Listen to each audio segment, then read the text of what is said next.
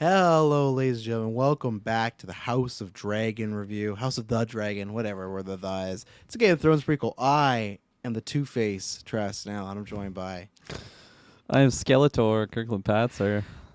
Skull and Bones, Taylor Field. Look at the theme of these names. 3 for 3 for trifecta. I really feel like when this show started, I never thought Viserys was going to be one of my favorite characters, but he has definitely become a GV favorite over these past 8 weeks. You know, like I thought, oh, it's a king and stuff like that, whatever, but for multitude reasons, for the show and our meme sake, I think he's become one of our favorites. I think he's like the my Halloween outfit this year. Oh, that'd be awesome. You could shave your head that you have left and like dye them white, and Shay will leave you because she'll look at you. But he's like the Kurt this season, you know. He is. Yeah.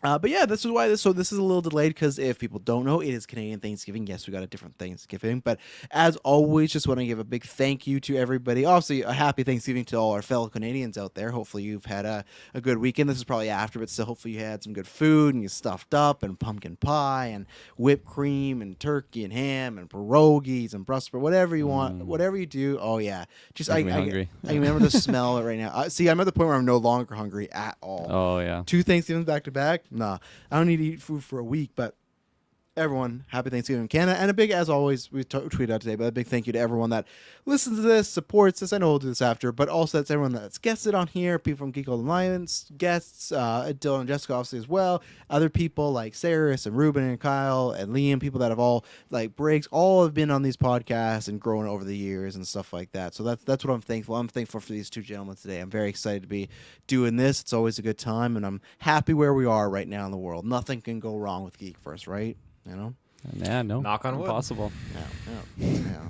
Knock on wood. There's no knocking on wood in this episode, unfortunately. But Taylor, where can they find us? Because last week we had a big week, but this week we got a big week coming up. We got more Rings of Power, we got more Andor, but we also got the finale. Actually, we got the finale of Rings of Power and She-Hulk. We got Halloween Ends. Yeah, we're recording a Patreon exclusive, which this one's going to be really good for people. And you'll get a preview of it, but this is going to be a Gauntlet send-off. We're going to be talking about some of our favorite moments and stuff from Gauntlet, but you're going to be getting some juicy behind the scenes, like stuff that we've never talked about live on air, like maybe storylines that were supposed to happen, or maybe if someone would have won, what happened this way. You might get to hear about how a whole sports tournament was canceled because some people couldn't agree on some games. We're gonna just peel the Band-Aid off. I got and some words I need to vent for that. Perfect. Relationships will be broken. Yeah, you're gonna get some drama behind the scenes. You're gonna hear the story about the first time I won the title, and you can notice it when I won the title. I won it. There's a cut, and then it comes back to me celebrating. You'll get to hear what happened in that cut, because it has been fucking grinding my gears for years. There was something cut in the middle. So there's tons of good juice on that one. It's going to be fun. That's going to be for the Phase 2 patrons, so just $5. And after that, gets you a bunch of stuff. Taylor, where can they find us first, though? You know, Ladies and gentlemen, you can find us with the Internet Connection in the search bar. GeekVerse.ca is our home base. GeekVerse is our Twitter. GeekVerse is our Facebook.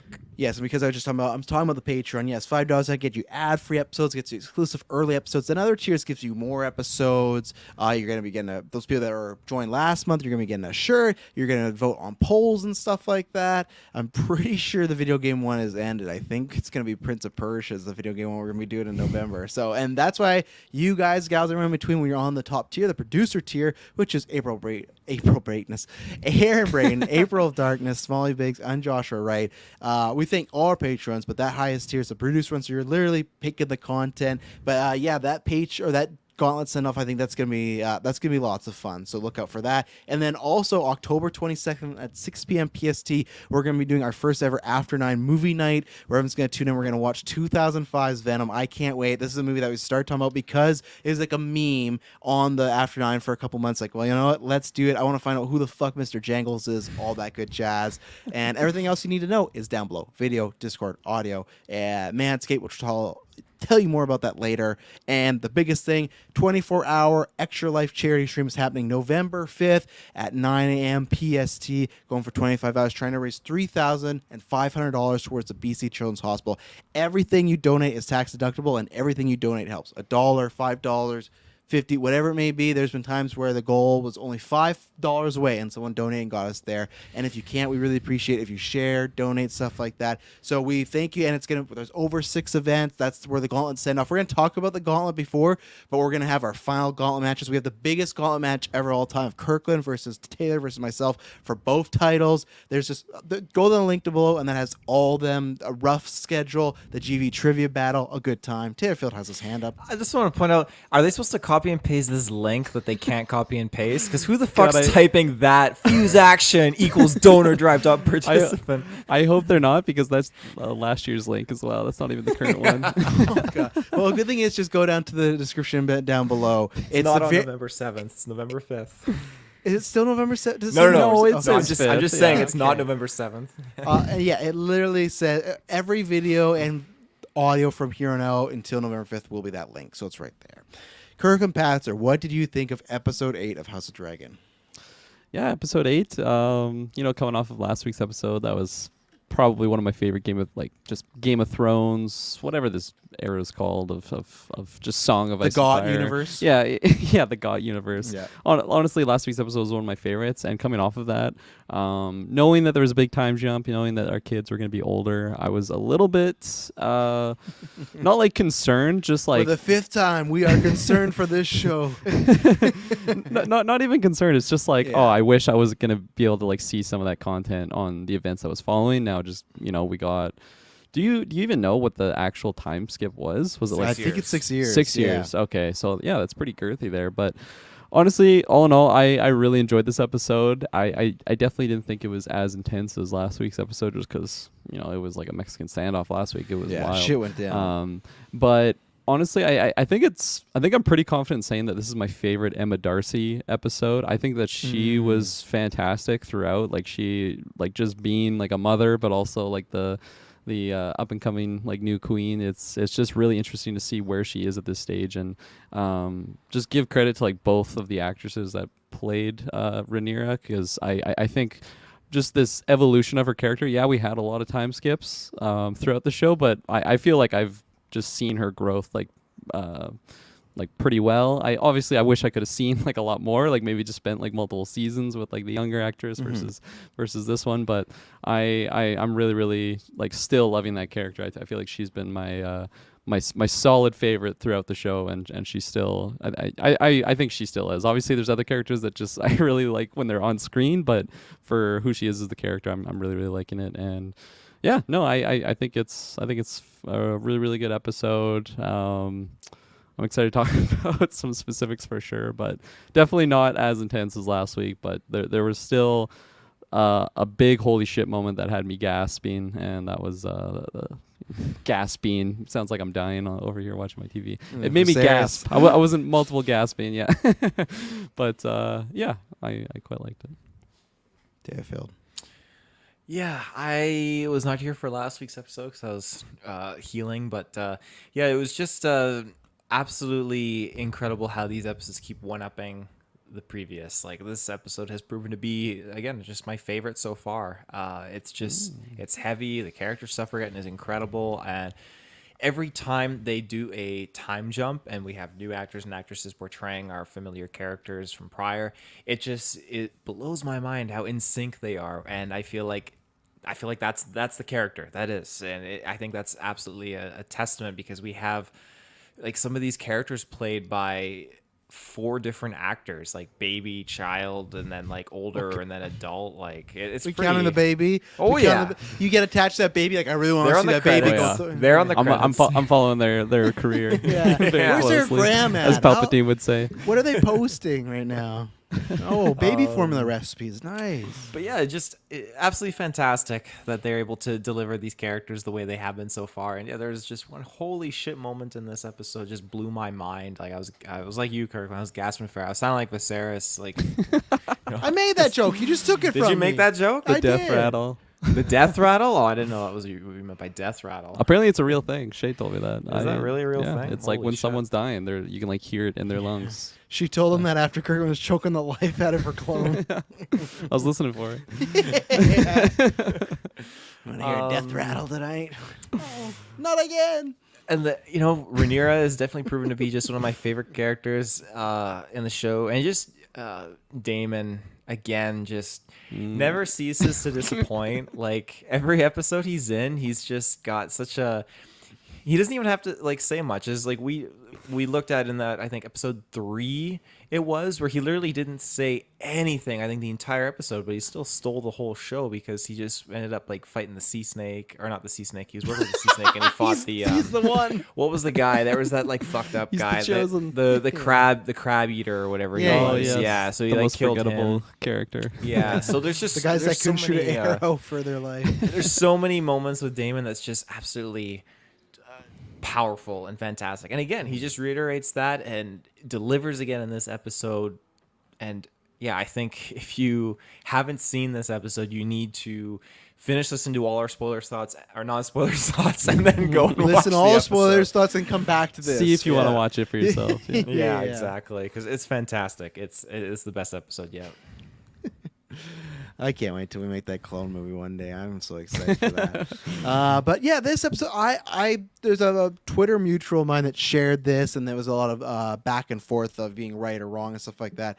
And for me, I think I'm in the camp where I have to think long and hard, but definitely at least for the first one, I think this is eclipsing my enjoyment of Game of Thrones season 1 compared to this, and we're not even done yet.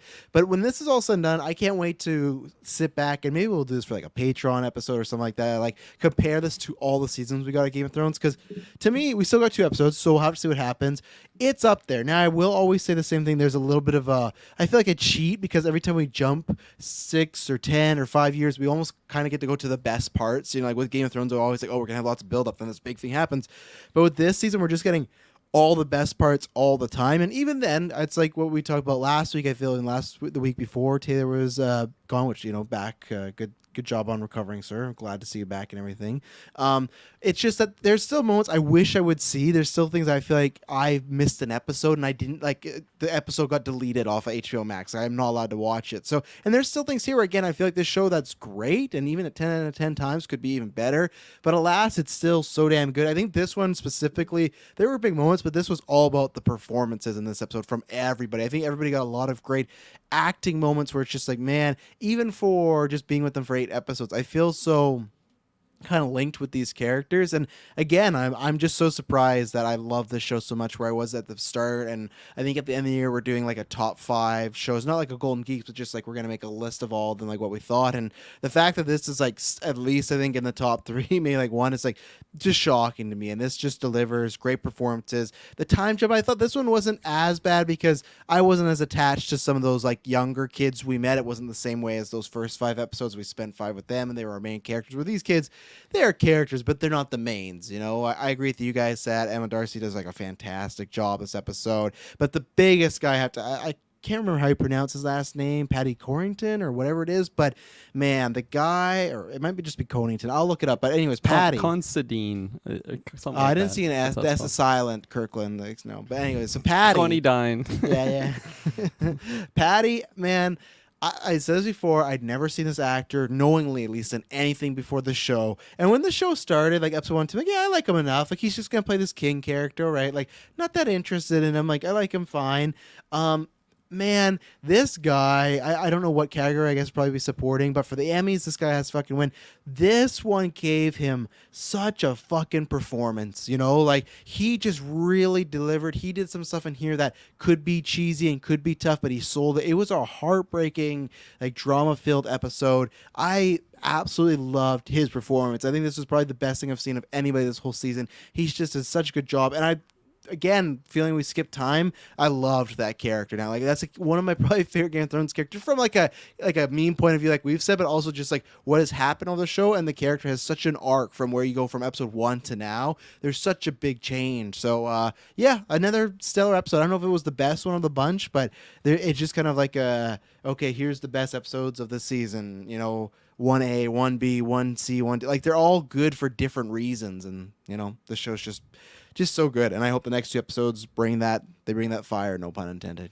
So anything else before we get into the spoilers section? I don't think Score so. was good. There's some good score cues that were very reminiscent, I'd say, of the actual like Game of Thrones series itself. So Yeah. All right. Well, there you go, ladies and gentlemen. We'll be right back after this ad break. And we're back. So I want to start with Viserys because I want to go to Taylor because Taylor sent me a message. You said you sent us a message. They say you were cracking up again in this episode with Viserys and stuff like that. So you go ahead.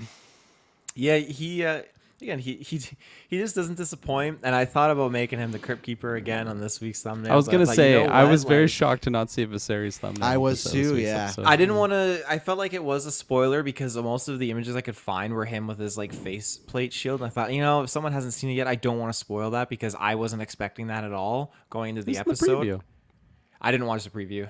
Okay, I fair normally don't watch them just to avoid the spoilers. Fair enough. But yeah, so getting Viserys in this episode, I think this is one of my favorite episodes of him because I was just like blown away by this holy shit moment where I was like, fuck yeah, Viserys, let's go. Like, yeah, I'm rooting for you right now. But yeah, there was just a lot of times where he's just sitting in bed, he's just barely clinging to fucking life, and he's just an absolute wreck, and he is just on the milk of the poppy. He's so fucking lucid, has no idea what's going on, just barely hanging to, just barely alive. But that's what kind of cracked me up because I just see this guy who's just holding on, and he's like getting up out of his bed and he's just fucking bones. He's a skull and bones, and he's freaking out at his like people helping him and stuff like that. Yeah, just a wreck. So that's why I laughed. But in the more serious note, getting him where he was listening to Rhaenyra and he was getting off his drugs, and the gates open. And he walks into his throne room like, I'll sit on that throne, Otto. And I'm like, okay, this is good. And yeah, the music's playing. And I'm just thinking, this is fucking Duel of badass. Fate starts playing. Oh, yeah. I thought it was just triple bag flip kick. Turns to the Matrix. I thought this whole scene was fantastic, him going up there. And again, when the crown falls off, which apparently was not improv, but just by accident, they just used that scene when Daemon like picks the crown and gives it back to him. But I thought that was fantastic because he's like, I'm paraphrasing. The knight's like, fuck off. Or the king said that to the knight just to get off of him when he's trying to help him. And then Daemon I was surprised helps him. because I'm like to Emily, I'm like, why aren't these guys helping him? And the second they help me, he's like, leave me alone. I'm like, okay, that's why, I guess. Yeah. But yeah, he gets up there. He's great. And again, we'll talk more about this whole kind of dynamic that unfolds. But even then, like when we get to dinner, he's just being carried in like the fucking, I don't know, like Aladdin or something like that. Like he's just brought in with this fucking Prince chair. Ali. Yeah, Prince Ali. So, but then him being at the dinner table and like him just silencing everyone and just wanting everyone to get along. I like that, but that's like the story of his life because all he ever wanted is just people to get along, but he's the problem for so much of this shit, which is ironic. But that brief moment where everyone's laughing and smiling and I started to legitimately tear up when I could see him just like on death's doorstep. He's just looking around and he's getting this moment that he wanted because he loves everyone that's in attendance. That hit me right in the feels and it just pulled my heartstrings. So I'm glad you recovered because when you said that, I was like, because we've had some fun in these reviews, like, oh, we're gonna have another Chuckle Fest today. Of course, there's some stuff because we meme on them, but I didn't get any laughs in this episode because it was just like this was like seeing him in this state was like depressed. That's where I have to go with the actor because like when we got this episode like image a few weeks ago, we were having fun. Fine young lads, yeah, bonding. like, and that was just like It was okay, such a big he's jump too, though. Like, Yes. like the week before that episode, he was looking healthy, and then we saw that, and it's like, oh no, we're getting the Crypt Keeper going. Yeah, forward. exactly. But even then, they were almost portraying it as just like, he's just not really with it. Like, he's alive, he's there, but he's just, he's sick, he has other things going on, and there's only so much, right? And he's kind of like aloof. Where this was just, man, this is just super depressing. This is just super dark. I just couldn't believe he's still alive. That's one of the things I found humorous. Like Oh, 6 me and fucking Kirklin years, said that this last guy's week. Still here. I was like, there's no way they're killing him off. I was like, they gotta just for when I said for the meme, but just because I thought they were gonna get to this point where like, yeah, it's like he's looking like Harvey Dent Two-Face when he takes that mask off. You can see his like cheekbone and he's talking Look at stuff. me. Yeah, Turn into a White Walker. Where's Rachel? But so I thought they did such a great job with the tone, with the shooting and stuff, because obviously the actor didn't lose that much weight, but I thought most of the time it looked really good. And yeah, it felt like he almost knew it was going to be his last day. And what I liked about too is they still gave him moments where he was a little witty, because I love that he's like to Otto, he's like, I want my supper, and he's like, sir, it's only breakfast. He's like, I mean tonight. Like he's trying to pretty much tell Otto, like, fuck off. Like, I know what I'm talking about. Like, and that's where it kind of felt like, again, which we'll probably get more into, is like, how much were Otto and Allison like fucking around with this? How much is it true of like, oh, the milk of the poppy, he needs this? There could be argument like, yeah, he is an extreme pain when he doesn't get it, but also you see after he takes it, he is even more so loopy, right? So it's kind of it's a gray area, but I like that he didn't take the medicine and he's kind of telling Otto to fuck off and just try. It felt like he just woke up knowing I'm gonna die today.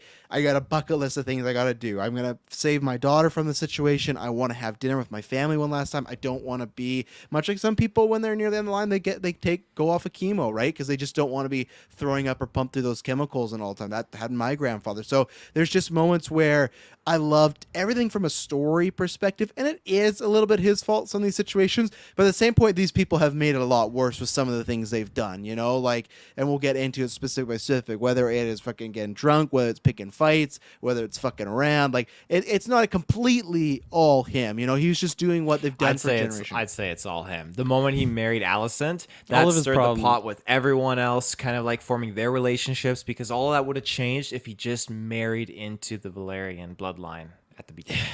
Yeah, there's definitely an argument to that, but there's also an argument where in the past people have done that, right? Kings and queens, or I guess just kings, have done something that people disagree with, but then you get in line. And he unfortunately has a bunch of rebellious people in this group that do not want to get in line, you know? So that's where I feel like you already made a mistake, but usually people go, well, it's the king. All this generation is like, fuck the king. We're not doing that. It's like, oh, okay, like we're going to call her a whore and all this stuff. But I thought Patty, as it says, great. This is the part where I'm sad we've jumped so much because now he's just gone. We're never going to get maybe some flashbacks, but I really liked Viserys as a character. And I think the part that choked me up was when they introduced the kids, Aegon and Viserys. And just when he said, oh, that's such a name fit for a king, it was like, felt like this genuine happiness. And then the kids crying, his head starts to hurt and everything. But I loved all that. Me and Kirklin talked about this last week, where I still wish we would have got to see the fault between Viserys and Daemon for the marriage, but they didn't even talk about that at all here. He was completely fucked. So no, complete highlight of the episode for me. That, just a quick interjection, that scene too, when they brought the kids in, like, I was very humbled to see Viserys just like, yeah, fit for a king, all that stuff. But at the same time, I thought, fuck, these kids are like, who is this demon? Like, oh yeah, That's why they started crying. 100%. Like, I holy think that's what fuck, they're what is trying. that? I think that's what they're trying to portray, because he was Yeah. like looking distraught, and they kept like looking away and everything. And the maid was very like nervous. Like, I don't think you should be showing the kids this, but you know, good Yeah. on here for trying. Yeah, I definitely agree. This was what the whole episode was kind of wrapped around, was this like final hurrah for Viserys. So yeah, I definitely agree. He is the highlight of the episode, and for me, I don't know if it's my favorite Viserys episode, just because I liked like him being like in the court and like actually being the king. You know, he's not the best king ever, but still, I did like him interacting with all of his whole posse, his whole entourage, and just that stuff. Here he was a little bit, not at 100%, if I'm putting that lightly, but he's still, there's still just a lot of 13. yeah, he still had a lot of great moments. Like, for sure, it was when he came into the throne room. I was completely shocked by that, because I don't know. I feel like I'm just accustomed to sad things happening in Game of Thrones, where I want something to happen and it's just the complete opposite. Characters get murdered or whatnot, and I thought this was gonna be like, okay, well, this is where the High Towers just completely take over. And I don't know. I'm not like the most well versed on like this era of Game of Thrones. Obviously, I know the Targaryens kind of make it through, because that's where we are in the Game of Thrones era. But Well, they kind of don't, though, when we pick up Game of Thrones, right? Think about how many. I saw this with Emily. but there's no High Towers. That's what I mean. Like That's I true. know somewhat of what the result is. Yeah. I just talked about Emily today. I was like, I wonder how this all happens. And I guess it's because, like, literally dinner scene, like, oh, they just tear each other apart. That's how. But you think about how many Targaryens are and how many bloodlines are setting up. And when we get to Game of Thrones, the Lannisters are the king, and the only two Targaryens left are with fucking Jason Momoa, like, bottom of the food chain in wars and stuff like that, right? Think about, like, that fall, but I guess it's just, because they can't. That's what Viserys was trying to say, too. Like, just put everything aside and just like figure it out. And that's the thing where it's like they probably should, even if Viserys made some mistakes, they should put all aside, because guess what happens at the end of the story? They all kind of lose, because they lose the kingdom. They literally, like, someone not in the bloodline named Targaryen takes the throne at one point, so like they lose because they just can't figure it all out. And unfortunately, Viserys couldn't get them to figure out in that dinner. Yeah. So like when he entered that throne room scene, I was so shocked. Like I couldn't believe it happened. And again, he's not taking the milk of the poppy, so he's somewhat like cognizant of what he's saying, what he's doing, and the fact that like he did like stand up for his first daughter, like that was just such a huge moment. My only child. Yeah, 100%, 100%. So that moment was absolutely just mind blowing. Obviously, there's a lot of other stuff that happens there that we haven't even talked about yet. That was just blowing my mind, pun intended there. But definitely like the last little dinner scene was so like touching. Honestly, I like the whole thing. I was totally in. I was just totally worried that the Game of Thrones route, we're just gonna get like murders here or something terrible is gonna happen. But for the most part, like it all went well.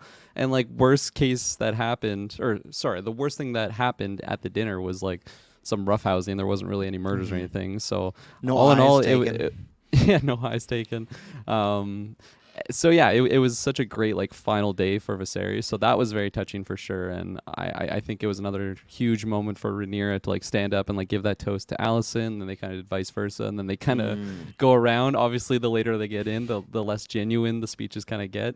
But it was still just such a big moment because it didn't even seem like Rhaenyra was making that speech to make a play there. It was like, this is obviously like her dad loves this moment, but also it's like, hey, you know, we're getting older, like maybe it's time to bury the hatchet. So there were so many good moments there. I'm still not completely sold on, or maybe I am sold, but I don't completely love the sell of us just like being happy with like Alicent and Rhaenyra dynamic, because there is some moments between the two of them that, you know, we'll talk about, but it just seemed like they're a lot closer and it felt genuine the way that the actors were portraying it, at least. And that's just something maybe that the time skip, like we just got to live with it. Maybe, I don't know. Like you're not liking how friendly they were after a bit, or? Yeah, like I like the performance of it and everything, and that's where I'm saying like it felt really genuine, and that surprised me because I'm like, this just seems early, because I felt like they pulled a blade on each other, right? Yeah, exactly. Like that scar's there. But again, last week was 6 years ago. And again, that's just maybe a jarring thing for the viewer that maybe I got to just get over. I don't know. What did Viserys say last week? Like, let the pain pass like the issues at the time, or whatever. let issues pass like time, or whatever it was. Remember, he says Damien. Damien was like, it was well give a said. shit. Yeah. But yeah, not what I did. But you know that I have to go back to the throne room scene, man. That was great because when that door opened, I was like, "Oh my god!" And it was like Aragorn coming into Rohan there, just like again down 92%. You know, it's like, but everyone just looking, everyone in shock. And what I just love about it is that he made that walk for her, like you were saying. Like that's the reason he did it. For all these things in 6 years, maybe not all of them, because I'm sure there's a few years he's still coming out. But for whatever time he's not been able to come out there, he has not came out. Right? He's just in his room. They take care of him, and it's the hand. The Valerian brother even says that, like, we all know a queen rules King Landing now, right? So I loved that build-up. I love that, yeah, he walked down for her, and again, from his arc, from a character that I'm not happy he's gone, but you look at this first episode where he was just wanting a son heir the whole time, right? And he even said, I think it was episode 1 or 2, I think it was episode 2 after she had gotten the queen status of just, I felt like I've kind of bypass you. Like he didn't feel like he was as fatherly as he could have, not because he didn't love her, just because he was so focused on, well, I gotta create a son, and that's gonna be the important one. Really, this daughter wasn't from the whole time, and that's where it's crazy, where I'm not sure how many of these other kids have visited, you know, the Crypt Keeper while he's been in his room and stuff like that, but when they met and he said his only child, now you could argue and say, oh, he's like lapsing time and everything like that, because we saw 2 times where he thought Rhaenyra was Alicent, and then he thought Alicent was Rhaenyra, right? He kept screwing them up. So you could say that, but I just also thought, just because the past few weeks, there's been a few times where it just feels like those kids with Alicent, they're definitely his kids, but one, they didn't give us, and maybe that's it too, they didn't give us enough time of seeing him interact with those kids, actually. Like, maybe a scene here or there, but it just kind of felt like what we talked about, where the child with the woman, like the love of his life, that's what he considers like his real child, and these children are almost like for business, you know, like these are people that just like he had to have, but really Rhaenyra was out of love, you know, and that's where I think the difference is. And I think this episode you really saw of him making that play, because there's a chance he doesn't make it back. Like when he walks the throne, sits down, I'm like, man, he also has to walk like all the way back, you know, and luckily they did, and they helped him out. But I thought that was a really powerful moment from where the character was at the beginning to where now he almost was going to sacrifice his life for the daughter. So 100%. And I never realized how big that throne room was until he had to make that trek. And that's where I was like, I think that was the moment that I was actually laughing at, not because this guy has to make it struggling, but I'm like, they just made this so difficult for him. Like no one, again, that's where I was like, why is nobody assisting him? Like, holy shit, they should have like a, whatever the hell it's called, the chair that they carry them on, to the throne. They did later. They did to the They did at dinner time. Remember, they had that for that, but no, because I guess they didn't know he was coming. He surprised. Yeah, them that all. is true. He surprised And it sucks. We don't even know how far his bedroom's from to the throne either. So it's not close. I don't know King's Landing architecture, but I can tell you at it's least not close. a few flights of stairs. He's like scary movie guy. Like I could do it myself, and he looks at the top of these stairs. I mean, yeah, you nailed it, Travis. I completely agree with everything you said. I do just love when they love so much when they do like all the titles that he has too. Again, just like reaffirming that like this is the king here. Like shit, all these different titles, all these things. Yeah, exactly. Because on the surface, he just looks like Skeletor, all skull and bones, not too intimidating. But this is the king of the seven realms. So, yeah, awesome. Yeah. And now he's gone, for RIP. And they showed the face quite a few times. It was, it must have been awkward at dinner when he had to show off that face and everyone's trying Definitely to eat. Definitely a buzzkill. Yeah. Well, Before anybody eats, look at this. Look at They this. just Well, put their forks down. Like, exactly. And you know what? You don't want that happening when you take your pants off. You don't want to be saying, look at this, and people turn away. You don't want to get the reaction that King Viserys was here, because you want to be going to Manscaped and using that podcast code GVPOD and get 20% off and free worldwide shipping. It's back to school season, and you get to be the valedictorian if you're shaving around your area, whether it's for you, whether it's for your partner. You want to be getting this. You can go down as far as you want. There's guards, there's deodorants, there's the boxers. You got the complete scent, the 4.0 trimmer, which, there was times Viserys' room was looking a little dark. He couldn't have been shaving shit in there, but if he had the 4.0, he would have had lit all over and stuff like that. And you know what? I guarantee you, Taylor, and you can talk about this, but I guarantee you these creams, the lip balm, Viserys would have loved if Rhaenyra would have been like, I also have something for you, father. And she brought up the platinum package. He went, oh yes, Manscaped. And then he would have been so happy. He probably would have lived another 6 years if Manscaped his was around. eyeball would have grew back. 100%. Yeah. Manscaped probably could have saved his life, right, Taylor? Oh yeah, I'm a big advocate for the creams. And fuck, did he ever need some cream? Holy shit! Oh man, his skin was not looking good. He's got blisters and everything like that. You know what? You won't get any blisters if you're using the products and these liquids that Manscaped has to offer. Because I use it on the daily when I'm going to weddings, everything like that. I'm just lathering up my crown jewels down below with the crop preserver and the crop reviver. And again, underarm deodorant. Whenever I'm showering, like all those liquid lotions and stuff. Like I love the trimmer stuff. That's a great component, but like I'm an even bigger advocate for all like the liquids and the composition stuff like that. That's just I can't get enough of it. And that's a good thing. Manscaped has so many things where that's why I feel like people like my favorite thing is the plow. It's not like, and I love the 4.0. I use it all the time, but I love the way and how like the shaver the razor goes against my skin and everything like that. I feel like it actually bakes the skin down as low as possible. Where some razors don't do that. You're like I can still feel the scrub and stuff like that. So there's so many different versions, so much things to like, right, Kirklin Batzer? Absolutely. I mean, you guys listed off so many great products, but also just something that I was using earlier this week, because I guess it's Monday today, so it's today, was the Weed Whacker, man. And I gotta say, I'm coming from someone that was just using the old tweezer pluck method, and God, what a Bronze Age method that is. You gotta get the Weed Whacker, get in there, and you can be smelling fresh. You won't have these little danglies reaching out at your partner when you're going for a little smack or something. Oh my eye. And I will say, I don't know what it is, but I've never had to charge that thing. It has still got like its battery life, so it's and I think I've had it for like over a year now, and I still haven't had to charge that thing. It just lasts forever. And then with the 4.0, you got the wireless charger, always ready to go. Going to the bathroom, quick little snip there, 30 seconds in and out if you need. So absolutely fantastic. And lip balm season as well, I must say. My lips have been super dry, so got to get that Manscaped lip balm in the pocket when you leave the house. So head down below. The link is there. The podcast code is there. Get some good stuff, and you will really enjoy it. So, ladies and gentlemen, we'll take another ad break, and we'll be right back. And we're back. So, ladies and gentlemen, I wasn't gonna call that out. I really wasn't. Kirk Patzer Poo is my God. God loves me 69. Oh yes, Shout one of my out. followers. Great. Let's go to that dinner table scene because Kirklin kind of brought it up. I think there's lots of good things to talk about, but what I want to talk about first is kind of like a fourth wall breaking thing and see if you guys feel the same. So also we got all the updated actors, right, with the kids, they're growing up. So two things. At one point at the dinner table when we meet Aegon, who we're going to talk about, and then there's that blonde woman beside him, was that the sister or was that his wife? That's both, I believe. Yeah.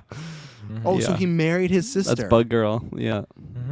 Oh, okay. So that's where That's not even like cousin. That's like just straight up like direct It's not the sister. first time because the of Aegon, the course original not. Aegon, I think did that with both his sisters, married both of them. Yeah, I guess I just missed that because I thought she was acting weird, and because we like Bug Girl, they've done that and everything like that, and I'm like, oh, that's Bug Girl, and then she said that line like, oh, the good thing about marriage, they just ignore you until they're drunk, and then you got to do one thing every once in a while, and that's it, and everyone laughs, and Aegon's all embarrassed, which I can't wait to talk about him, but and then she gets up dancing, and Emily's like, oh, well, that's his wife, not his sister. I'm like, well. I thought because she's acting a little weird, but then when they're dancing, Jason, her, I'm like, okay, maybe because he's kind of trying to like make him jealous. So They it's like, hinted at in the previous episode too that they were gonna marry. oh, did they? Okay, I forgot about that then. So there you go. That answers that question. Fuck, I forget because it's Game of Thrones that they can be both. So there you go. And so second, we met the other, Viserys' other children with Alicent. We got obviously Aegon. We got Bug Girl, and then we got Aemon. So. I'm of two minds of this. I think this guy that they got for Aemon, fucking perfect. He looks Creepy thin scary. man. He has, I think, replaced Damon as that character now that anytime he's on screen, you're like, what the fuck is this guy gonna do? Because Damon now, like, he still has that, but he's like a bit more tamed. It's almost like I can't remember what season of Dexter, but someone says like they've domesticated. Oh, it's seasons. I think it's season 6 when Bindey comes back. He says you've been domesticated, Dexter, and that's what Damon feels a little bit, right? Where he's still that dog trying to get out of the cage, but he has a master being like, calm down. Where this guy Eamon feels like he could crack any point. So anytime he was on screen, I fucking loved it. I thought this actor was bringing a great creepy vibe, intimidating. Like when they were in the jousting thing and he turned around like, oh, nephews, will you want to train a bit? I was like, fuck. Like this is like every crazy guy on the heist, that's this guy. But my problem is, and I looked it up, he's 22 years old. He's supposed to be playing a 19-year-old, so only 3 years apart. My problem is every other actor they got looks like they're around the same age. They seem age suitable. They look like young teens, youth, or teenagers. Eamon to me looks like a fucking adult. He looks like a man. yeah. He's 22. This guy is 7 years younger than me. That's fine. He's just one of those guys that like looks older. But it's tough because what I think happens, they probably audition a bunch of people and they're like, this guy's really good. And they're probably like, yeah, but he looks a little bit older. Like, whatever. Because my headcanon is that once he got his eye chopped off, the reason he's bigger is because like he's just training and he's fighting. Like he's just become like a soldier. But I still think even face wise, it's like it takes me out of it because on Crave the screen when this episode ends was Aegon and then Aemon behind him like staring. And it's like he looks like his father. He does not look like his younger brother. So I think the casting's great, but that's been taking me out of it a little bit. So I think it'll be better when they're alone. But Kirklin, what do you think about obviously the casting? But did that bug you at all? Because I know people were memeing about before, but then once I saw the show, I was like, yeah, it really stands out. Like he does not feel like a 19-year-old in my opinion, even though he's only 3 years away from it. Yeah. It bugged me for more reasons than what you pitched there, and I agree with you where I feel like he's definitely coming off with that like this is a character that has a threat against like our protagonist here. Like this person, Yes. he seems like okay, this is actually like a weapon that the Hightowers can use. At and any they time hinted- they'll yeah. unleash him and it's over. Yeah, It's like Unleashed with fucking Jet Li. You know that movie with the collar? Yeah. Fucking great. he's gonna they throw a collar on him. Get out there, Eamon. Take off the eye patch. He's just ready to go. Make your dad proud. So I agree, like on that point, like he definitely exudes that, so that's good. But for me, it was just so hard to like swallow this pill of like, okay, this is the kid 6 years ago, and he looks like 10 years older than his brother, who's supposed to already be older than him, and he looks like he looks same age as Corlys there. Like it just Corlys is one that hasn't aged this entire time. I don't know why they haven't gotten like a new actor for that guy. It's He crazy seems when you like- say 6 years because when I think about that, I'm like, oh yeah, it's only been 6 years. Like that's a huge growth spurt right there. yeah, his jaw just like tripled in like size. Like he's just got this like stone cut jaw now, and he just looks like someone that's been through war many times. And that again, that's just a jarring thing. And I think maybe it's just the hardest to get over this episode, because last episode we saw him just little and getting his ass kicked. Yeah, exactly. So I don't know. I'm gonna try and keep like an open mind going forward with the show. But that was one where I'm like, ugh, like he even like he just is so noticeably like older, and like I get it, like compared to Aegon, like he is a lot more mature, and like I think like the show is really trying to emphasize that like out of these two, like the one that's changed the most would definitely be Aemon, not Aegon, because Aegon's just still smashing exact same. yeah, exactly. He is worse actually, because now he's like sexually assaulting people and stuff. Like true. He's complete, like when he's like, I've done everything you've asked, but it's like you've not changed at all, dude. Like you got worse. And I just wish even then they should have just, maybe if they really liked this guy for Aemon, they should have got someone looking older for Aegon. I think that to me is the bigger issue, where if this guy's so good, which I think he's gonna, like when him and Damon had that face off, I'm like, I cannot wait for this fucking fight. That's gonna be duel the fates right there. That's gonna be duel the fates right there. But that's where it's like they should have just got someone a bit more older for Aegon. I really think a bit tall. Like you don't have to have him jacked, you don't have to have him look like he's been grizzled. Get some fucking pretty boy that like whatever. And that's where I think it's the Aegon casting that's maybe a mistake, because he just looks so much younger than Aemon, and he's older, and it's like a mind puzzle, and they put two colors together, and you're like, that shouldn't be there, like hurts your eyes, right. And that's what this is, so hopefully they're actually like apart, and that I think will be better for me when they're not together, because I won't think about it as much. Or maybe Aegon's dying soon too, because that could happen with the show, right? We think that, and then like look at what we met Rhaenyra's new squeeze for like an episode, and then he was gone, so or 2 episodes. So this Aegon guy could literally be dead next week, and that's why it's not an issue. Yeah, I like what you said though, that like out of the two, I think oh my gosh, Aegon. There's 2 Aegons too. Yeah, the older Aegon is the wrong casting there, because that like face to face with Daemon, holy crap, that was one of the most like, holy shit, this is like such a crazy like Wild West stare down right now. Like I was just ready for them to go at it, and I can't wait 2 for that tickets moment for to the finally happen. Aemon Daemon fight, please. Exactly. That's the fight I want to go see. So that's where I said like I'm gonna keep an open mind going forward. Also just like the fact that he's just this like psycho killer like in this episode. I was like, holy shit, I chuckled a little bit to hide my fear, because he was just when he was dueling Corlys, he's like, ready to go, nephews, and he just has those eyes, or the one eye that's just so ajar. Yeah, when he stood up for Jace's speech, because like he stood up, and I thought, oh, then he's gonna make a speech to make it look like he was gonna say something, but he didn't. He stood up, and then when Jace was done, he just sat back down. So it was like he was literally ready to go in that moment. He was like, I'm gonna fucking kill him right now. Yeah, he's like, if he says anything, I'm gonna fucking kill him. And it's just like, this guy is a fucking loose cannon right now. And I knew when they went down to the training courtyard, I knew they were gonna bump into him, because it's just like it just has to happen. It's funny with Cole though. I know what I'm talking about. He's like Sir Christian Cole. He's taking a really backseat as far as like his importance in the show. I feel like he's getting a lot of screen time early on, and now he had one scene training Aemon, so hopefully he's in it a bit more, because I want to see him die and stuff. But Taylor Field. We said a lot there. It's totally working for me. The way that they've had these actors portraying these characters, specifically because, like, yes, Aegon is looking a little bit younger and smaller. Aemon is more taller and more like grizzled and battle worn, and I'm only getting on board with that because this is actually like, I've seen this in real life. I'm not going to name names, but I know some people that are siblings that you trying to say my sister looks older than me, you asshole? What you doing? This is an exact thing that I've seen, where the younger brother is much more jacked, taller, and looks so much more older. They have missing an eye, and then the older sibling is just smaller and not as in shape, and it's a very real thing. So when I see this, it's like, holy shit, like this is totally passable, totally doable, especially with how much abuse Aemon got. That's all just like justification for now him having the biggest dragon in the realm. He's going to be working hard, and it showed. So for me, he's got the biggest dragon. The biggest dragon. So it all worked for me. Just that loose cannon thing you were talking about, Travis, was just, it had me on edge, because the whole episode, like, yeah, Aemon's just ready to fucking go. And the way he talks, he's losing no staring contest at all. He's not, no. Like, the way they were talking in the courtyard, where because he's like, yeah, what did Sir Christian Cole say? Something like, oh, like, are So you ready for the tourneys? Oh yeah, He's you like, ready "I don't for the give a shit about tourneys? He's like, I tourneys." don't You'll give be a shit winning about many the tourneys, yeah. tourneys. And then he just says nephews, but the way he says it, like, I only give a shit about my fucking nephews. But then he says nephews and segues that into another sense, like come to train. But like the Yeah. implication was there for what he was instilling. So I think that was brilliant. He was looking to like accidentally cut one of his nephews. Like at that Oh, point, yeah. I feel like he Let me was see just your eye. yeah, or like his throat, like oh, it just slipped. Like I'm still training. Like if any of those nephews would have stepped in that ring, I legitimately think they would have died there, and he would have made it look like. I was actually worried for Sir Christian Cole for a second because he was like.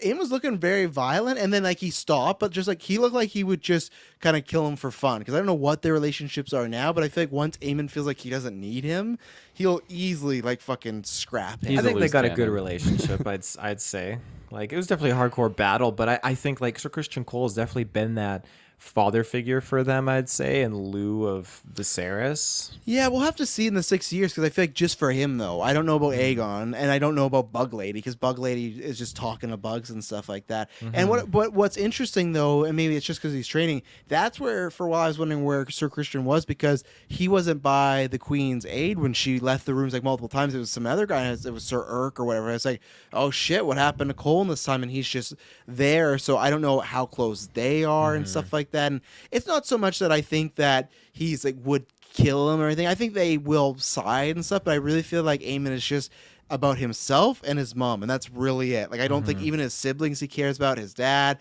maybe his uncle, Hightower, like Otto, but he just really to me felt like it was just about him and his mom. You know, like I did get Yeah. that though. I feel like he was, and I loved his speech. How he said strong, and then he's talked a little bit again, and then he said strong, and just say it one more time, and it's so that's why I think he would have killed him in that field because he's just like, what? I was giving them a compliment. I was saying something nice. Like I don't understand what the issue is here, and everyone fucking knows what the issue is, but he's doing it in such a sleazy way where you couldn't like call him for treason or you couldn't like Yeah. it's He's clever. Yeah, he's clever, and I think that's what's going to be good is he's going to have the training of Cole, he's going to have the smarts of Allison, but also of Otto, of like Otto's very sneaky and he'll say things in a way, so he's going to be very dangerous, and I think he could very much be, you never know with the show because people die left, right, and center, but he could be one of our main villains for the next honestly few seasons and stuff because yeah, when Daemon, I just love Daemon that look just kind of gave him like the try it like not even like in a fight way, just in a like a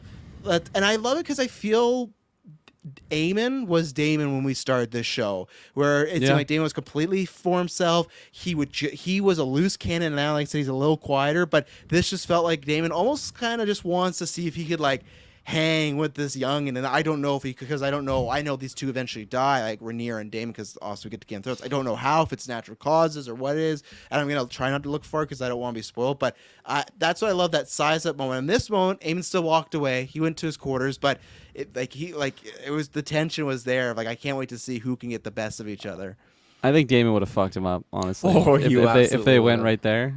He just has so much more experience than him. I know Aemon's like hungry, you know, like the new youthful like lion coming Damon's up to got the actual king, war but like experience, right? yeah, Like I think he dodging would have just arrows. played so dirty and just completely Yeah. decimated him. It's different though, because one thing about Damon, and he definitely had a chip on his shoulder, and I don't know where he was from as like a kid to now, but you got to think about like when he was this and for 6 years. I feel like just for 6 years straight, when he's in his youth, he's just motivated by hate and anger, and I feel Yeah. like up until this point, like Viserys and Daemon, they could be mad, but they still had everything handed to them very easily and stuff. And Daemon was fighting later on when he got the war, so I still would pick Daemon, but I this show wouldn't make me, because what I think why Daemon could lose now is because he is more connected to Rhaenyra and his kids. He has more to lose. It's almost like that, you know, the meme of, you know, he's not the stepfather, he's the father that stepped up, and he actually feels like he cares about the family, where Aemon doesn't. So that's where I feel like Aemon could beat him, because he could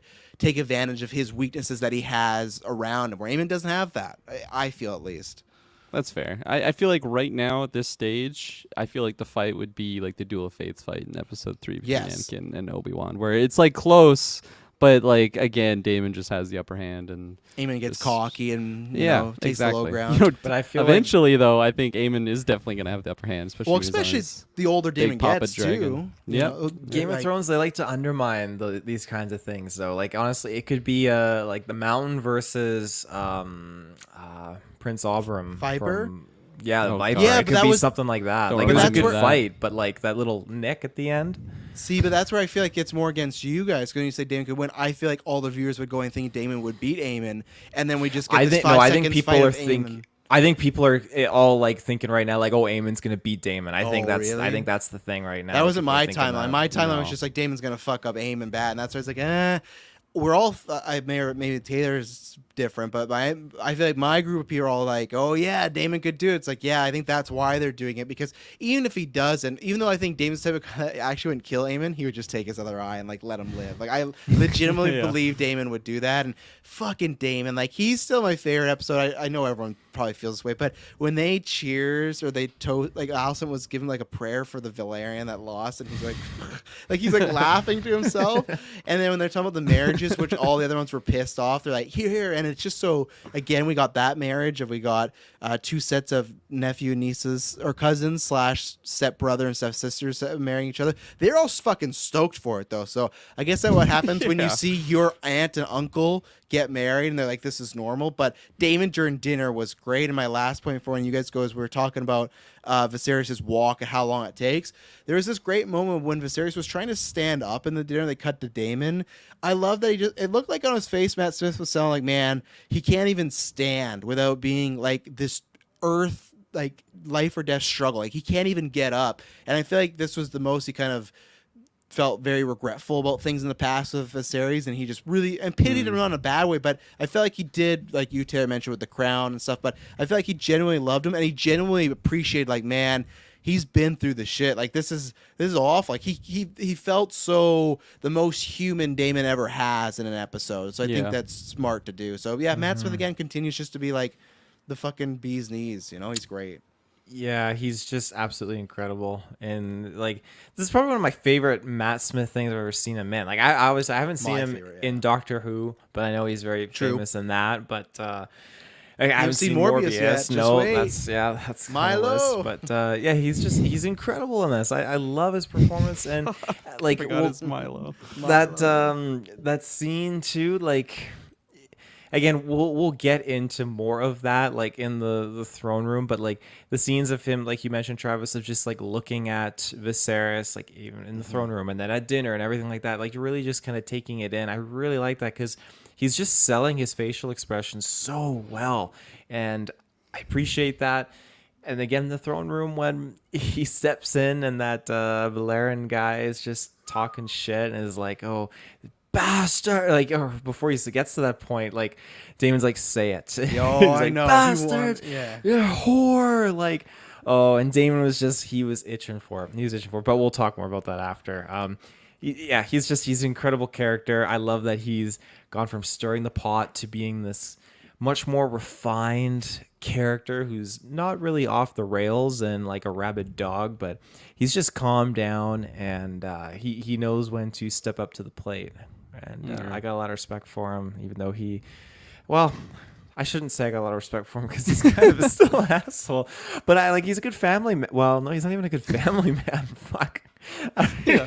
You don't want him at your funeral. No, I'm not gonna say any more like that about him. I'll pass the buck. He'll pass the That's fair, yeah. I mean, it is interesting because he's just been a lot more like taking a step back just from where he was, like we've seen him before, and I feel like it's just interesting, like having him after the 6 years of like being married to Rhaenyra, and like how much each of those characters have kind of just shaped themselves of like just being in a relationship, because they do seem really close after the 6 years, obviously.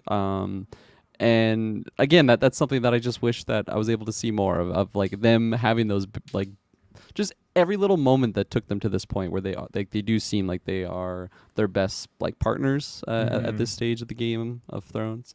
And I'm but like that being said, he still has those moments of just like this dangerous like bulldog that's just ready to go like the second that his owner just like snaps their fingers, right? And that moment in particular, holy fuck, I was on the edge of my seat, and I'm like, I didn't know what was gonna happen. I saw like his hand on his sword. I thought they were just gonna like go like at each other right there. And the best possible way that could have happened was how it happened, of him just like slithering behind him like a snake and just like he just chopped his head off. And I literally like just like yelped, not yelped. I gasped audibly. It was insane. I was not expecting it at all. And it's just like, holy fuck, like there's nothing Damon like wouldn't do in this moment. Like he doesn't give a fuck about like the court, like politics or anything like that. And at the end of the day, like he was in the right there, right? Like that guy was committing like treason of like basically calling out like the legitimacy of Rhaenyra's children. And oh, it was just like even after he chopped his head off, he like pulls up like the spears and everything, and it's just like, get this man arrested. He's like, calm down, like we're all good, like the threat's over.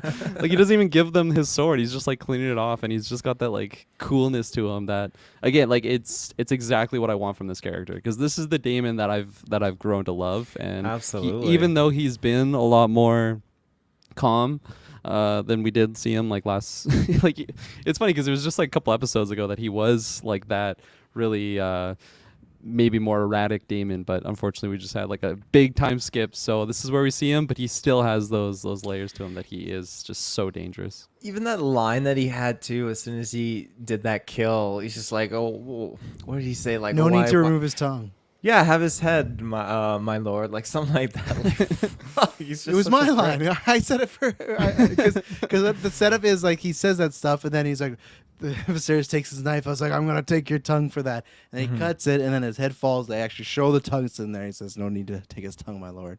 And then they didn't talk about that, but I thought it was fine because it's like, fuck, if Sir Christian like got to just maim a guy and beat his face, and it's like, I think they, didn't get away with this. But at one point, Otto it was like, treason, right? That's what we were saying. Is that like he like the no, I like, know, but nothing's Otto gonna was come like, back on him.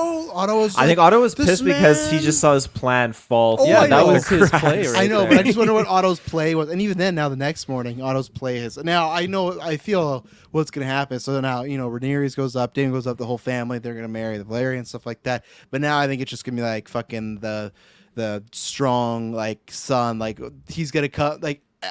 Allison and Company are just gonna start doing bad shit to them. That guy's like, Laris.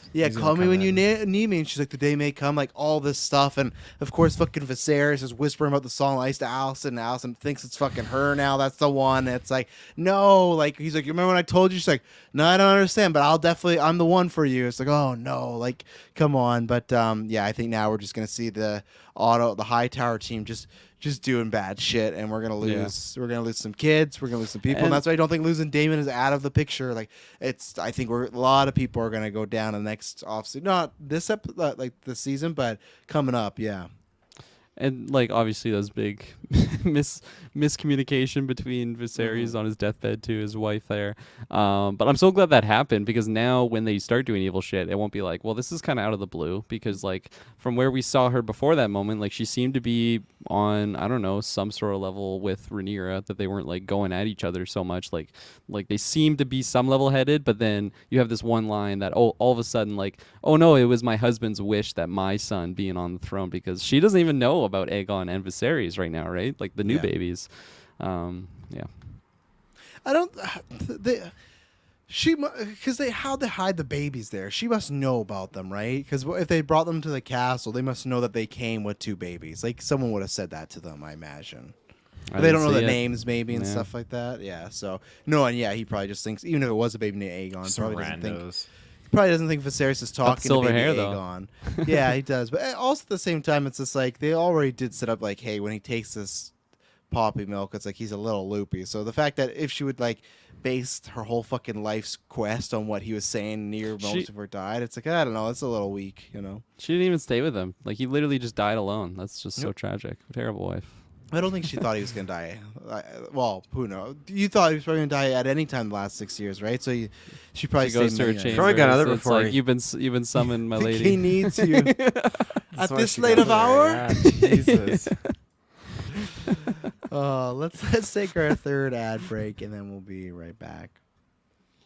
We're back. Yeah, I don't think anything was working for him to get up. And I think if she was to climb on top of that man, he would literally crumble. Like we talked about last week, just dust. Yeah. He would Shooting come and dust. then just be shooting dust, and he would be dust and stuff, and Yeah.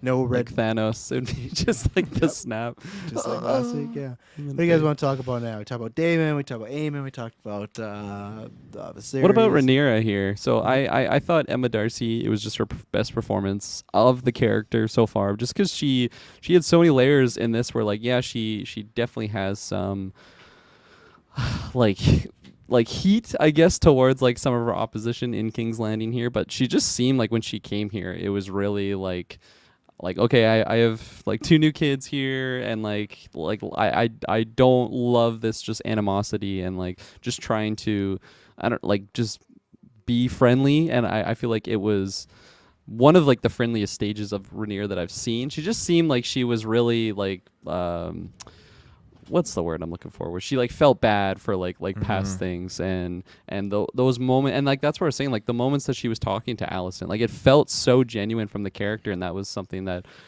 unfortunately, because the 6-year time jump, like it would have been nice to see that change of the character. Because in the moment, I just assumed that she was like playing them because I hadn't seen her in that stage. But just as the episode went on, it really felt genuine from the character. And the moments that she had with Viserys was just, it was so like heartbreaking of like her seeing her dad in the stage and all of like the hard times that they've had together. She was like begging him to like help her out in that moment, which he did. And then like to see her reaction in that moment, it was just like 10 out of 10 execution from Emma Darcy there. Well, I feel like too, like Damon just being in the background for a lot of these scenes and just being paired with her, just like the bounce back they had between the two of them, and just her performance with him echoing in behind her was just fantastic. It like boosted her up a lot more too, just having this powerhouse. Because when they're together in Viserys's room and Alicent walks in, and just the way they attack her, like, oh, you got your high tower like house decals all over the keep now and stuff like that, like that's like that might be like treasonous, that's not many Targaryen sigils around anymore. It's kind of weird, but it's just I love how things are different when she comes back here, and she doesn't really miss it. But when you get that whole like what's the word I'm looking for? She's mended kind of her relationship with Alicent, and she's like, let me go get my kids back home, which is a smart idea. Get your kids out of this fucking castle. Yeah, like ASAP. one eye scar is gonna decapitate one of your children if you don't get the fuck out. Yeah, get them back home. And then she's just like, yeah, I'll come back, but on Dragonback, which I'm excited to see that, because she is pregnant right now. So she's got 2 true Targaryen sons, and then 3, unfortunate, I don't like to use the term, but they are 3 bastard children in Game of Thrones lore. So, but she's on her 6th kid right now. So Yeah. Yeah. No, What's the name of this next one coming out? I know we know in the lore. I don't know because I forgot about even Viserys. I knew they named a kid Aegon, but I don't know because I don't know which. Because one of these kids, either the sexual assaulter or their kid, and I think it's their kid, is the Aegon that Jaime Lannister kills when he's the Mad King and stuff. I don't know which one, but I'm assuming it's Rhaenyra's and must be. Damon's kid. I don't think Yeah. it's the Pleasure House guy. No, even though like he would go pretty mad if he's like running and stuff like that. But Listen to his wife talk about bugs. That makes him go mad. yeah. For 70 years I've been, but I echo everything you guys said. I thought she was fantastic. Kirklin talked about that scene where she was breaking down, and again that highlighted what I was talking about. I think last week we were talking about how Viserys, I feel, sometimes just kind of forgives her for stepping out, sleeping with other people, trying to live a life, because he kind of bestowed this on her. She didn't want it at all, and she didn't even want that marriage, but because she screwed up, he said, this is who you're gonna be marrying. We've done this so not long enough. This is your choice and stuff like that.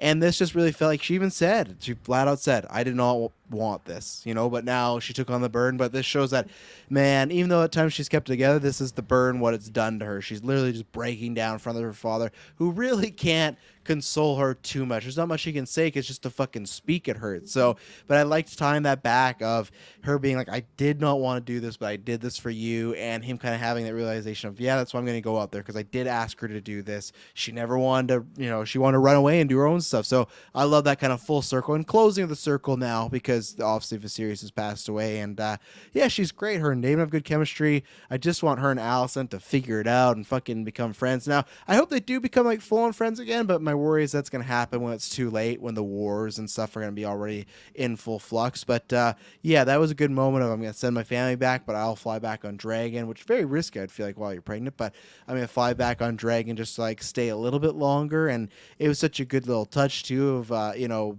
when she said, oh, like Alicent's like, oh, last time we saw each other. And she like just looks down her hand a little bit and then like looks back up. So lots of good stuff. And yeah, I can't wait to see where these people go and these characters. So Absolutely. One last thing we can touch upon. What is the MO for this like former lover of Daemon? Because at the very end, there was the lady that ran up and she's like, oh, there's lots of trouble brewing in the castle. So what's going on there? Never thought we were going to see that character again.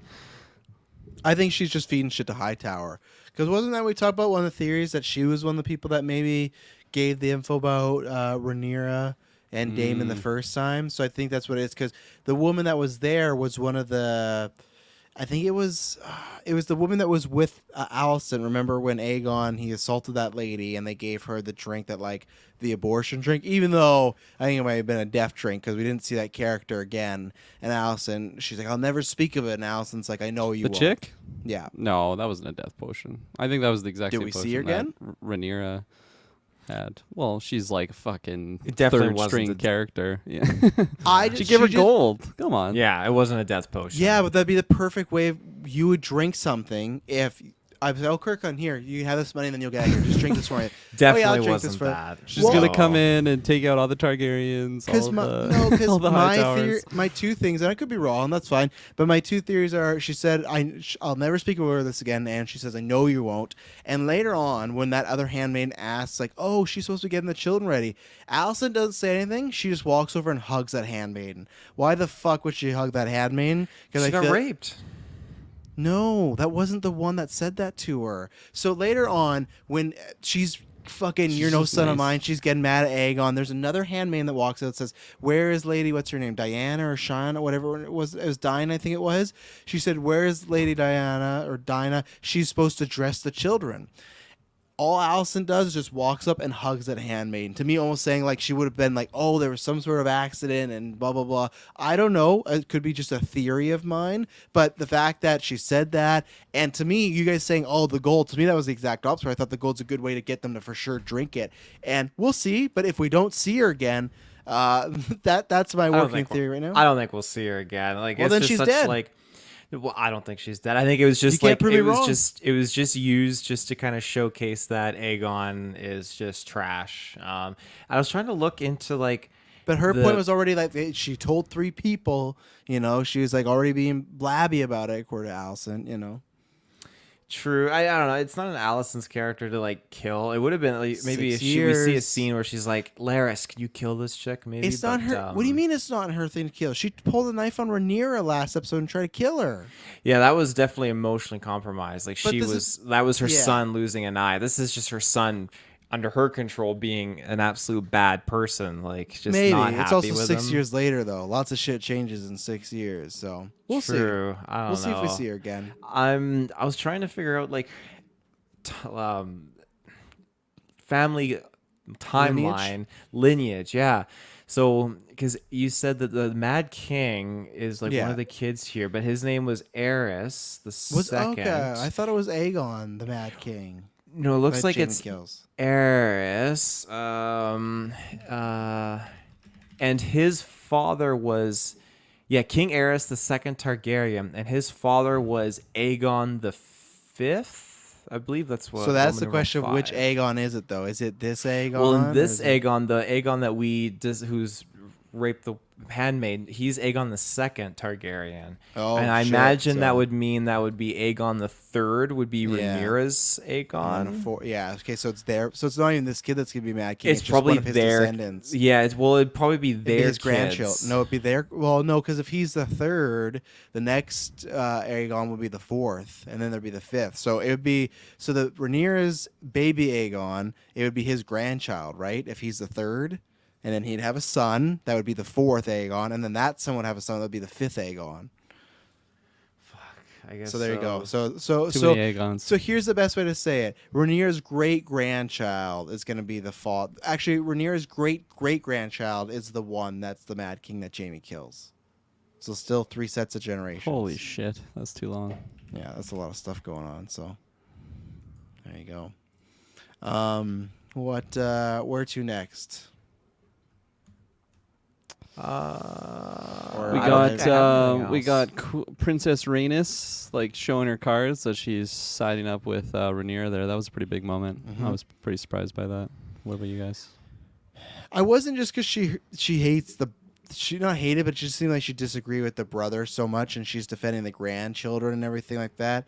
It's interesting because I think it's gonna come up again that she still thinks that they killed her son. So I don't know what's gonna happen there with that storyline. So I think she's backed her, and I think she's on that side of the war.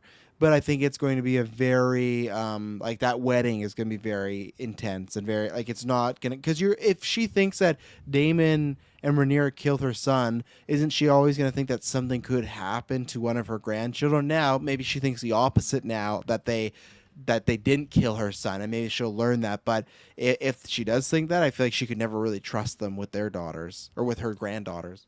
I think she'll learn it. I feel like the biggest thing for me though was, yes, she still at this point thinks that they murdered her son, and also she just seemed like so disgusted with the fact that like her kids aren't like actual like Valerians. Yes. And, like that was such a big moment because like that's how last week's episode ended, right? Was Lord Corlys just being like, doesn't matter about the blood, it's all about the name, and it just seemed like from that point on that relationship was going to be just super fractured. Unfortunately, next episode, 6-year time jump, he's just dead, and we won't ever get those moments. But I was just so surprised because it seemed like, yes, you're stuck between a rock and a hard place, but I thought that she would have sided with the Hightowers over Rhaenyra and her bastard kids. And it just, again, that was another like Game of Thrones like top tier moment where I was like, holy shit, like I'm very curious on what she's gonna be, or like what she's trying to gain by this decision, because this is like a power move. This is a political diplomatic decision that she's making right here. So I was very shocked. Well, because now there's still some grandchildren will be running everything, right? That's the idea, because they, it was what Rhaenyra was pitching earlier, and she basically just spat in Rhaenyra's face when Rhaenyra initially pitched that. But here she is in the court showing it. It's another moment I feel like she wouldn't have shown at all if Viserys didn't show up. So that was a really awesome move from Viserys again. Just showing up helped make this decision, in my opinion, at least. Okay.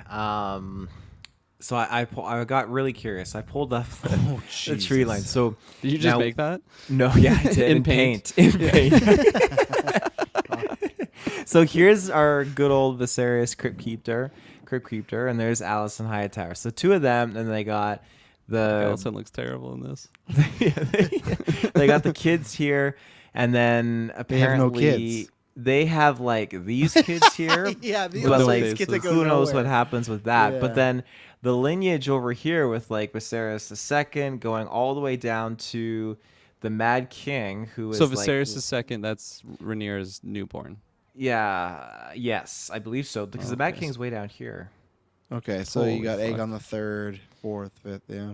So This is where all our line, other seasons are coming. Yeah, 100%. This line's like more way time jumps, over baby. here, where you have Daemon and Rhaenyra, Yeah. and they branch down here to Viserys. So Daemon and Rhaenyra, they lead to the MadKing. They're all Okay, there you go. fucked up.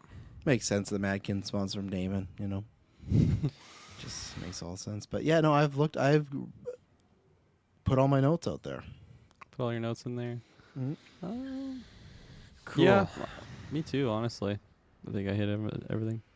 All right, well, I think that's everything, right? It was a good review and stuff like that. We'll be back for next week, right? That's everything, ladies and gentlemen, or just gentlemen, I guess. Gentlemen, yeah, So- Kirkland's camera is definitely being funky. But you know what? Yeah, it's weird. You mentioned at the beginning of this episode about Thanksgiving, and there's something that Yes, of course. I wanted to touch upon. I didn't say this at the beginning because I was kind of just brewing on it, but I'm thankful for a lot of things. And one of those things particularly is, again, if you are well aware, my absence, it was not good. I'm thankful that I have security cameras all throughout the property here, because it's something I want to be showing you right now. Let me see. I popped it in here after I had to get some of these back from the police because they were doing like investigations on it. Where is it here? Here we go. Okay. So this is one clip here. Now, God, it's just difficult to actually look at this again because it's so traumatizing. So that is my body on the ground. It's horrible, looking like Frogman over there. Not ideal. There is this little dark object there, circled there for reference. For if you're listening audio, I suggest you pop onto the YouTube here and do the video version so you can see this. This is like incredible evidence here because I just want to say that this isn't Pan Solo's wallet. This is actually Travis Snell's wallet. So I want to know, Travis, why would Pan Solo have your wallet, or why would you do such a bold thing and attack me? I was wondering where that wallet was. I did it. I did do it, Taylor Phil. You know why? It's because all I wanted was a simple apology from you, but more importantly, your wife. And what you did, you picked her over me. A friendship that we've had longer than you know of her, you've picked her over me. So you're goddamn right. I did it. And I do it again. I'm so surprised. That was like dirty, cheap shot because, I mean, you can see the video. It's posted. Like, you did a whole confessional video, like, trying to be, like, play devil's advocate in it. And I It was just can't trying to believe teach lied you a to the lesson. fans. You lied to the community. You just came out of the shadows and attacked me. people I was mean coming nothing to me. home, like, oh my goodness. Like, my cats were startled. I was just lying there. I fucking hate cats. Madison didn't find me till like 3 days later. It was horrible. I was just out there and in the cold. Absolutely atrocious. I thought we were friends. Whatever I beef thought you so have, too. I whatever thought so beef you too, have until you with picked her Madison, side. that's between you guys. I just can't believe it. But, you know, I'm healed. I'm back in the game now. My neck is good to go. And I think there's only one way to sell this. We're going to have to do another match, I think. Oh, yeah. And it's going to have to be at the charity stream. And I will not take no. You know what happened to you last time? Remember I threw you over a balcony? You had to be fucking ambulance out of here. I remember that. This was to teach you a lesson. You should pick your friends overside. Haven't you heard the whole? I don't want to say bros before hoes, but you know what? That may be the expression